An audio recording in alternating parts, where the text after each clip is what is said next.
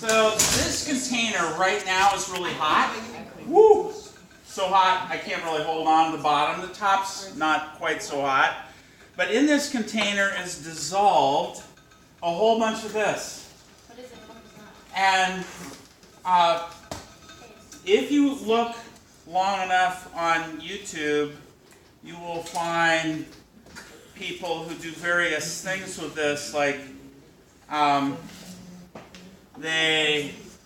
this container has cooled off, and so it had huge amounts of that solute in the container, and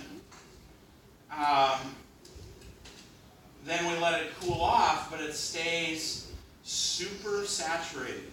In other words, it's a solution. You can see light coming through it. You can possibly even see, my fingers here on the back side, but it's not stable.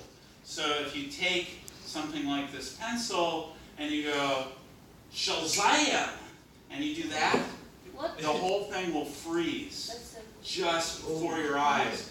And so people have made lots of interesting videos on the internet about that, like, oh, I can drop in a penny and it's so cold it'll freeze the whole container of water. No, they're lying to you. It's not water. A penny cannot absorb enough heat to freeze a large container of water. It's just the magic of chemistry right there. So that was one thing I could have showed you on Friday if I'd remembered. If I remembered how hot some of these things were, I wouldn't pick them up. And this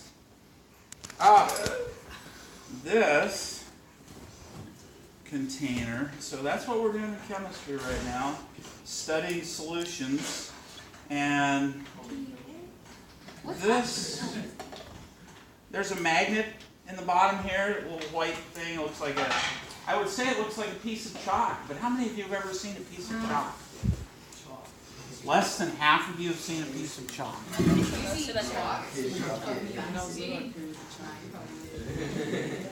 So it's a magnet, and it's sitting on a motor that has a magnet spinning as well. So it stirs it really nicely. And we had this, Friday was the last day of Spirit Week, right? Mm-hmm.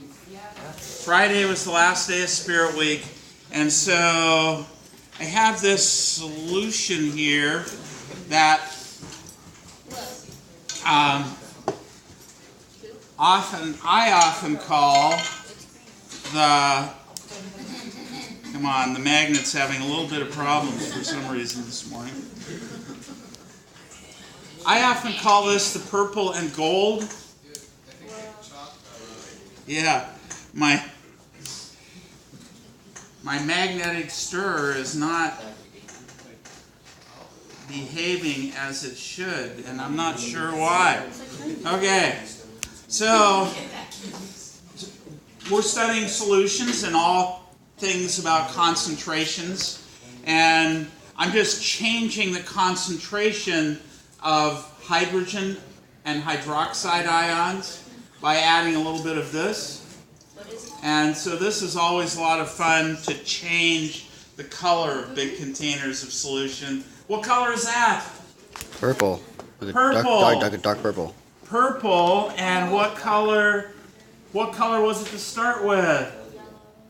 Gold. Yeah, you got it now. That's why I call it the purple and gold reaction, and it's especially formulated for Oak Harbor High School and their colors of purple and gold. Gold, yeah. So didn't burn anything, but I think that those are fun reactions. And that's my report in chemistry. That's what we're studying these days in chemistry. So what are you studying?